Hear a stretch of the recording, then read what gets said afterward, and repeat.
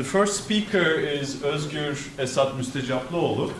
And you may need no introduction for most of you because he's really well known. But for those of you who doesn't know him, he did his PhD in Bilkent with Szymowski and then had his postdoc in Georgia Tech. And then after that, he's been to Koç University ever since and been in and out during some research visits. And of course, recently he's got interested in this new niche called quantum thermodynamics, and he will be talking about that today. And the title of the talk is Quantum Thermodynamics and Limits of Quantum Machines. So please welcome.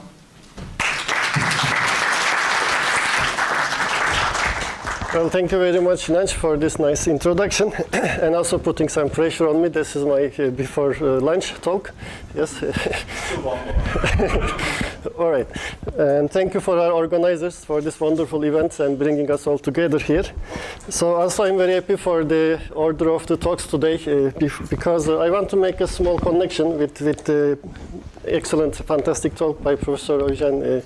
So basically, Ceyhun asked a very nice question that if this could be mass and the negative temperature can be related to each other. So if you can imagine a density matrix of several atoms, yes, let's take even two atoms with excited ground excited and ground level. So basically these are two spins, yes. So then we can have these energy levels and we can map them to basically decay bases, yes. So then if you put this in an energy basis, you have a 4x4 density matrix, yes. So after, whenever you populate any elements here, you are actually putting some negative temperatures, okay. But if you are away from the main diagonal, you have coherences. That is what Professor Özgür said, that these states are beyond more than negative temperatures and we have superpositions. And when you have coherences also populated in addition to negative temperatures, you can break the standard quantum limit, yes? Now I would like to ask what happens here, okay? So this is my talk. All right, so of course, I cannot thank enough to many people who helped me in this my adventure in thermodynamics. It's there are many different thermodynamical laws, as many as people thinking about it. So I got many different views on what we are doing. So I thank all of them for positive and negative feedback also. Of course, I have to make some disclaimers, starting with some giants like Sommerfeld. He said that basically, if you think about thermodynamics once you think you understand it, but if you think more and more, it becomes not understanding, but it becomes somewhat like dogma. Yeah, it becomes a habit. So thinking out of this is a little bit challenging. And now what I want to do is I want to put some quantum thermodynamics. I want to put some quantum salt on this. So yeah, sorry about that. So after my talk, if you don't feel safe or good, so I just have a disclaimer here, okay? All right. So my motivation is we are all excited about fundamental and practical promises of quantum technologies in this new quantum world. But like many progress of mankind, I want to ask what are our limits, or why should we have any limits? Why too? Yes. So okay. So basically, let's look at in the past. Are we limited in the past so that we are still trying to push? We were not happy. Well, we were not happy because of actually one little problem. I would like to mention that in the first industrial revolution, we had all these nice steam engines. People were doing textiles, important for our country as well. And we managed to make it more efficient, still harnessing the power of the heat. But somebody said that don't get so excited, I can limit your efficiency, okay? Thanks to Mr. Carnot, I cannot do it perfectly, okay? Well, then we think this is not stopping us, we think forward, then we do one more revolution, yes? Then we we discovered electricity, we started to harness the energy of electricity, electric energy. Then we make more efficient motors and engines. Then we can make more and more rapid production, mass production of the things. Still, these are using heat, but basically you can use electric engine here, make mass production. But again, both electric engine and these guys, Carnot will tell you that you don't get so excited. Okay? So this is the second time we encountered this Carnot limit. Then again, we are not going to stop. We will go forward. Let's escape from the heat completely. Let's make a laser. Let's make computers and so on. Okay, or go nuclear. Well, whatever we do, it seems that we are bounded with some Carnot limit. Okay. All right. So in all of them, we cannot escape this. But yeah, what is this Carnot limit? Maybe for students, I can remember it. Basically, it started with a very local motivation. Yes, very maybe national motivation. Let's make the best engine for our country. And how can we do it? Well, basically, an engine harnesses some energy from a source, like a heat, steam, then make it run through some engine and emit some heat into some sink-like environment. Then you make some useful work out of all this business, and you want to do it most efficiently. Okay, how you can do this? You define efficiency, a figure of merit. This is basically cost and gain out of this process, your work and input heat. And then if you do this business, you realize that you have to somehow manage to transfer heat through your engine very efficiently. How can you do this? You want to do it in a non-reciprocal, you want to do it in a reciprocal manner, in a frictionless manner. Okay? Irreversibility and reversibility issue enters here. So what you do, or what Carnot suggested, let me consider some isochoric heating and cooling stages, normally in standard engines. And let me replace this isochoric, that is keeping the volume constant, and relax it a little bit. Let me give my engine a little bit freedom so I can expand and shrink during the heating transfer. Okay? So by this way, you can make sure the entropy will not be bothering you, and you make these irreversible changes. These other stages of expansion and compression can be the same, but if you change this isochoric heating stage and make it also frictionless, then you can have a very efficient engine, giving you some kind of value that only depends on the properties of the sink and the source, independent of the details of the engine. This is known as Carnot bound. Okay? Well, as long as you have these temperatures, hot and cold temperatures, you have a fixed bound. Okay? But we have developed, of course, many non-thermal devices, so why should we worrying about this? Yes? So let's look at that. So of course, maybe ancient people have a right to worry about this because they all have hot bed and cold bed, the atmosphere, to cool down their engines. But if you are having lasers, why should you worry about this? Okay, so really we can beat Carnot maybe if you use non-thermal devices. Well, in 50s, people excited about this progress of Charles Thornes explained that I have a specific modern device called maser, okay, which harnesses the electromagnetic energy. But other people, a couple of years later, Scoville and Du Bois, they come with an idea that actually this operation can be mapped to a Carnot engine. Okay? So it will be a very efficient device, but it is still bounded by a Carnot engine. Well, even the most interesting non-thermal looking device seems to be suffering from this Carnot engine. Okay? So my approach, my method to investigate also modern quantum machines will be to follow what Scoville and Du Bois did for the maser. Okay? I want to look at these new inventions from the eyes of a thermodynamical physicist, that can I map these devices to some thermal engines effectively, not necessarily with genuine temperatures. Okay, so basically, our resource nowadays is the Schrödinger wave function, okay, quantum resources. Then can I boil my Turkish tea with this, and or just can I pull some stuff? Yeah. Well, but of course I want to actually, you know, every physicist is like a little kid. My kids, he wants to understand something, they just take this and crash and try to see what's this, yes? So also we try to break here a standard quantum limit like a little kid. Then I want to break here also something. I want to break the Carnot bound. Okay, so my motivation is not that little bit naughty, not that nice. Okay. All right, so what is my advantage here? So far, we couldn't beat Carnot up to here, but I have a great hope with quantum. Why I have great hope with quantum? Because we know that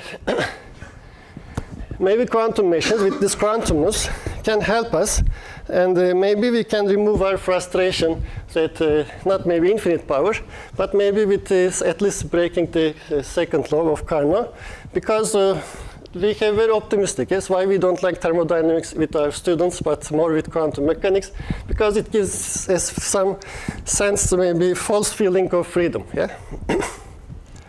Well, there is a problem and catch that we hope that thermodynamics should get less and less valid if you go to smaller and smaller dimensions. Of course, thermodynamics is not maybe that small. At least for companies, you need to scale up your number of qubits for large numbers. But in principle, we want to reduce the dimensions and deal with finite systems and hope that maybe thermodynamic bounds can be broken. Well, the term quantum thermodynamics is not very maybe meaningful at first sight, because we don't expect thermodynamics valid in small systems. It is already designed for macroscopic systems. But this is actually the problem. Yes, why then it still tells that my maser cannot work efficiently? Yes? Well, so we hope that maybe using the quantum mechanics, this second law of second law, at least one of them, there are many second laws, but at least one of them, Carnot bound, can be broken. But of course, this is also written on stone. That means maybe I will introduce new bounds when I break something. Okay. Well, I am not alone. There is a quantum cowboy, Marlan Scully, who also thought about this. He likes to maybe drop some stones from time to time and create a lot of confusion and new problems. So in one of his that kind of studies, he examined a kind of engine, which is Otto engine, very similar to our standard car engines. And he found that if he uses quantum working principles and quantum extension of the Otto cycle, he could really get a more efficient result. But this is not Carnot bound, so this is not fundamental bound, but it will be improving the efficiency of a classical engine. So it gives us some hope.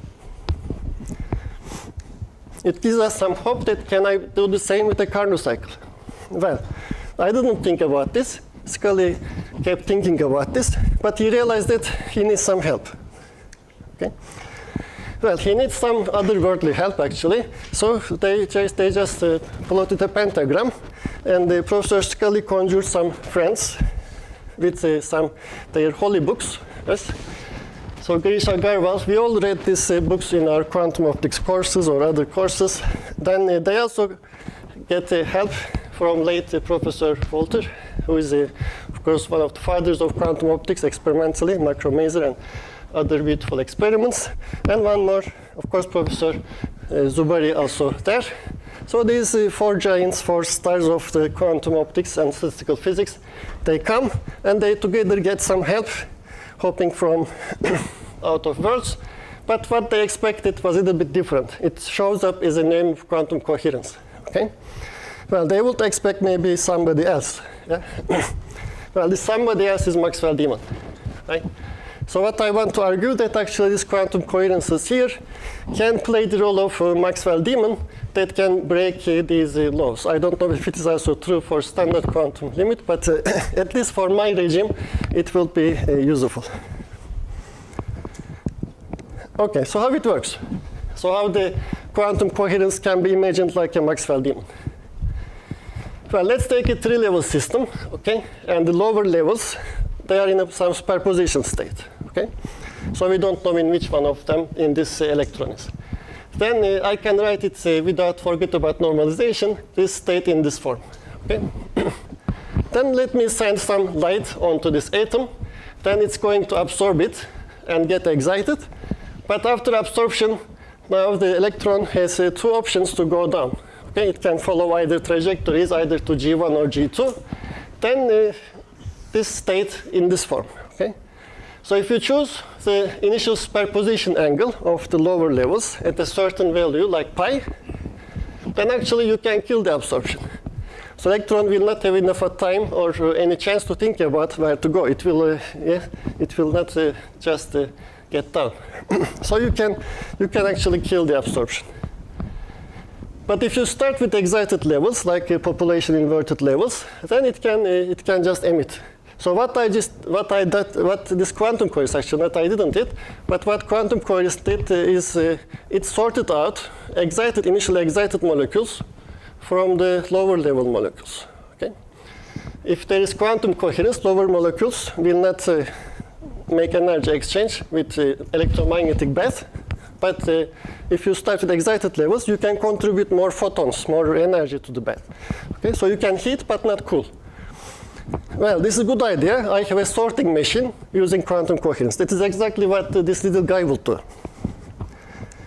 Okay, so let's put this here. Okay, so this will be my bed, but it's a little bit strange bed. It will start with only single atom. Okay, so it's not like a cloud of atoms. There will be only single atom there. Okay, and each single atom will be a 3-level atom. Okay, so let's put a single atom in our bed.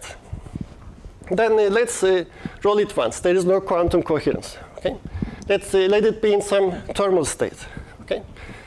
Then what happens? Of course, the machine will work between the environment and the high temperatures at a certain efficiency known as Carnot efficiency. Okay. Well, let me introduce now my quantum coherence in the lower levels. Okay, this is actually putting a little demon and make it right and go into the cavity riding this atom. Okay.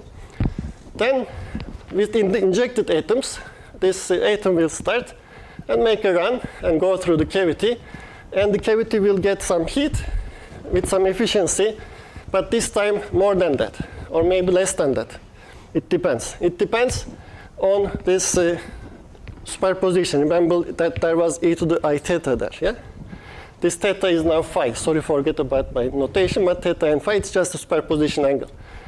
So if you choose pi is pi here, then you get a plus number. So you increase the Carnot bound. Okay? We break it in a sense. But this even looks more strange. I can make the bed exactly the same with the environment. Yeah? I don't have to heat a filament or eject some atoms from a vapor, etc. I can just use the environment and take these two equal to each other and make the normal classical engine do not work at all. Efficiency will be 0. Yeah? So this will be 0, but still this is non-zero. Yeah? So that is why they called their paper that this is harvesting energy from a single heat bath. Okay? Some of the old thermodynamic people, like Kelvin, maybe just roll in his grave after hearing this, but yeah, they call it this is a harvesting work from a single heat bath. Yeah. Well, there is a significance of that. They also suggested there are applications of this in quantum photovoltaics, but let me go through this. So what we did break really. This is we seem to be breaking the Carnot bound, but also we break the Kelvin statement of the second law. So we break two things with one stone, and even Leonardo da Vinci will tell us we are doing something wrong. Yeah. Well, we cannot publish this in French Academy journals maybe, but this is published in Science. I don't know. So actually we can actually say that we are not breaking anything. Yeah? Because we have a non-thermal object, an information state, letting go through the micromaser cavity. And we are saying that we are doing this in a single environment, but who cares? What is important is this cavity is just a thermometer. It doesn't care what is around it as long as it can measure a temperature. And I don't have to write second law for the environments. I have to look at what is measured operationally by the cavity. And the cavity sees just the temperature still. This is what is interesting. The cavity doesn't know I am sending it a quantum information state. It only thinks that it interacts with something giving it some energy, which is energy can be in the form of still heat, even if it's an information state. So we can define a coherence-dependent temperature, some effective apparent temperature for the information state, but a genuine temperature for the quantum thermometer or micromaser photon gas. And in this case, I can write the efficiency exactly in the form of Carnot bound. by saying that quantum information state must have an effective temperature. Okay, so we are changing the rules a bit. I mean, you can play this in iPad or some phone with some rules. It is a sorting machine, yeah. But now these are not only hot and red, yeah. So I'm going to maybe, if I knew it, I would write a new computer application and sell it in iPad. But this will be now information molecules. I'm going to sort information molecules for their temperatures. Okay. Well, you can also play another applet in Carl Wyman's contribution to thermalization. And it's a basic model or understanding of thermalization. We are enjoying it right now. Whether it is good or bad for you, I don't know. But many molecules colliding with us. This is how we equilibrate with them. Okay? So the collision model is an important route to thermalization, to reach thermal equilibrium. But what if these molecules wouldn't be thermal, but just information carrying objects? Can you still thermalize with them? Well, what we have seen, we can actually do it, at least thanks to Professor Scully and co-workers' works. We can do it for that superposition of the lower levels in a 3-level atom. We can thermalize a macromaser cavity, a genuine thermalization independent of initial state and so on. So how it works? This quantum coherence basically changes the collision rate of these atoms with the thermometer. So if you put coherence on them, they will collide at different rates. Some of them will collide more, some of them will collide less. So there will be some sorting thanks to quantum coherence. Okay? So this is exactly the same idea of the original idea of Maxwell, who introduced the Maxwell demon. He never used the term demon, by the way. He just imagined some concentrating, tiny-fingered, nice person. Lord Kelvin gave the name demon. But anyway. All right. So this is our thermometer now. And we can assume the rate of collision only like one atom in a thermometer or cavity at a time. And these are random events. Okay? Well, once you assume there is only one atom in it, it is easy to formulate the model and do some calculations. Okay, so let's start with a thermal atom. More atoms in more population in the ground state and less population in the upper state. Okay? Yakira Haranov actually discussed that you don't need an ensemble of atoms to define density matrix, and ensembles are not necessary for statistical quantum calculations because of non-demolishing measurements, adiabatically slow changes. We can reconstruct the density matrix using a single quantum object. So this temperature can be defined for a single quantum object. So let me also make another interpretation here. Let me break down these populations of the ground and excited states and assume these are solid marble particles and put them in a chamber where they will interact with either a cavity or quantum object, which will be my probing thermometer state. Okay? So there will be one interaction at a time and random interactions. Then I can derive a master equation for that or some simulations using quantum optic books. It's easy to find that this is the master equation. Excited state population and ground state and excited state coherence evolves through these below equations. Well, what is important to realize here, this is an interesting system. If you just dump the excited and ground states and treat them as a gas here, what are their temperatures? Excited state at -0 temperature, ground state at 0 temperature. Okay? So this gives you a whole range of, almost all range of temperatures to create in a thermometer. So if you solve the problem, defining an effective temperature for your atom, you will find that in the steady state, you can recover the usual Gibbs-like behaviors, distributions, and temperature can be controlled by the populations of the excited states and the ground states. Okay? Well, this looks like a computer to me. Yeah? Basically, a Turing machine can be considered like a collision of a processor with information molecules, information-carrying objects. Okay? So my computer has a processor or CPU, which is a head or reader of the device, and some tape which contains the information molecules. Okay? So imagine this will be just atoms or molecules in the atmosphere colliding with me, that's me, and I'm a thermometer, then I will thermalize eventually. Okay? The question is, if I can still use information molecules, can I thermalize? According to this analysis, actually this is only possible for certain information molecules, which is surprisingly not here, but here. Okay? So let's skip this. Basically, it's the energy difference, and you can introduce this energy difference through the changes of the system or thermometer state. And if the thermometer state remains a Gibbsian, this is called the Gibbs preserving map, then you can assign a temperature and identify the energy difference as if an effective heat. Okay? If it is not, if it induces some coherences on me, on thermometer, then it is a work-like state, or information state behaves like a work-like. So you can pull things instead of boiling the tea kettle with it. Okay, so I want to make a more general analysis to discuss which quantum states will be heat-like and which one of them will be work-like.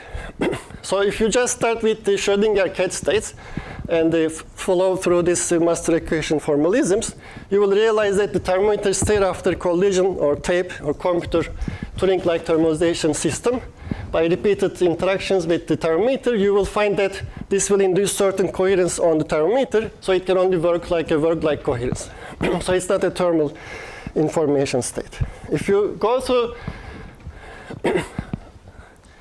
to two atoms and like this, okay, and create some coherence between these guys, okay, then you will see that this will give you a thermal state. So even though this is a bad state with positive and negative, these are bad states, some two of them, then they will create thermometer state. If there's also environment here, and compare it with the mixture of two atoms instead of superposition, you can create a mixture also. If you compare it, there's a hierarchy of the temperatures. So symmetric bad state is giving more temperature in the thermometer, showing more temperature on the thermometer relative to mixture and relative to the antisymmetric one. Then, can I go further to make Google happy? Yes, so let's increase the number of qubits.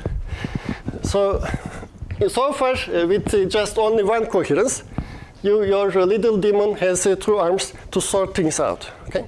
But if you create more and more bigger decay-like states with more coherences here, you are giving more arms to the demon, and then it will become more efficient. Okay? Then we found that W-type states, or symmetric decay-like states, are very efficient in creating temperatures, and there's a trend like this. So this is the kind of dense matrix I am plotting here in the energy basis. Okay? So this is anti-diagonal and diagonal. Along the main diagonal, these are populations. Okay? And if you populate coherences around the main diagonal in these blocks, okay, these are thermal classical-like states that you can get, and you are just expanding, enhancing, augmenting the standard Carnot bound. You are not breaking it, but you are augmenting it. If you populate other coherences, like these guys, the green ones, okay, then you are injecting some coherence into the thermometer. Actually, it's in the form of displacement state, global displacement state. So it is like work-like. Okay? That if you want to squeeze the information and create squeezing-like effects, then you have to go to this blue and the blue coherence.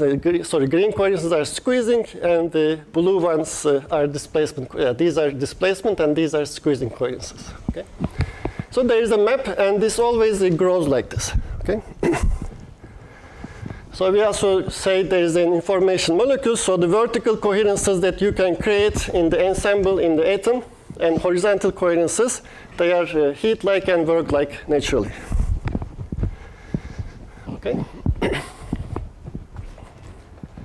So the trend is you can do some Young tableaus analysis of using the addition of multiple qubits spins 1/2. Okay, then you can use group theoretical understanding of the sizes of these blocks. They follow a Pascal triangle, and then you can have a general result for n qubit cluster. And it always, the nice thing here is that you can never mix the heat-like quantity with the work-like quantity. They are disjoint completely. Okay. So we have some applications of that. one thing I want to mention is that when you go to larger and larger atomic clusters, you expose your system more to the environment and you suffer more to dephasing and decoherence. So the decoherence can also go with n square, okay, or n. So this time there is a supremacy of the thermal information states that they promise a quadratic enhancement in speed, also in processing power and memory as well. They all also here, but the problem is if the dephasing also scales up, then you cannot escape a macroeconomical law known as law of diminishing returns. Beyond a certain critical size, you have to lose benefits, okay? And we verified that this also happens in our quantum information states of large clusters.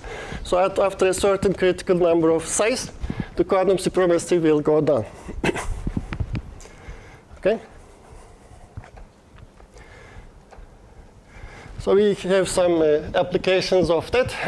Like we can use analogy of the information and the heat to propose unidirectional information transfer devices, also their thermal analogs known as quantum thermal diodes, information engines, also their thermal analogs with optomechanical systems that can be implemented using Frank Honorius' beautiful idea of circuit QED, and we'll make some resonators for operating like generating waste heat to electricity converters and so on. Okay? So these are my conclusions. So basically, classical thermodynamics can still bound the quantum machine with some augmented, maybe bound to laws, Carnot laws, but you can also break them using states without any temperature analog. Then you can have some applications of this in quantum heat engines to quantum simulators or phononic quantum computation to also use the temperature to create a quantum memory to protect the long-lived quantum information states. Okay? So we are also doing some topological extension of this. There is a poster there. If it is still there, you can discuss with Elif. Then thank you. I hope I didn't break anything more in this talk. Thank you very much for your attention. Thank you very much. Any questions? What's the role of the cavity except for being a thermometer? No, you can put here to other atoms as well. So it's just a quantum thermometer state. You can probe and measure it as, let's say, Stokes parameters of polarization, atomic Stokes parameters, populations, coherences, something that you can probe. Dynamics does not have any role in thermodynamics. Well, no, you drive the steady state of the master equation, of course. Yeah. Any more questions? I wouldn't pretend I understood a lot, but there was work with Mark Raisin. Yes, negative temperatures and the breaking of second law, yes. Right. So maybe if you're familiar, can you draw some?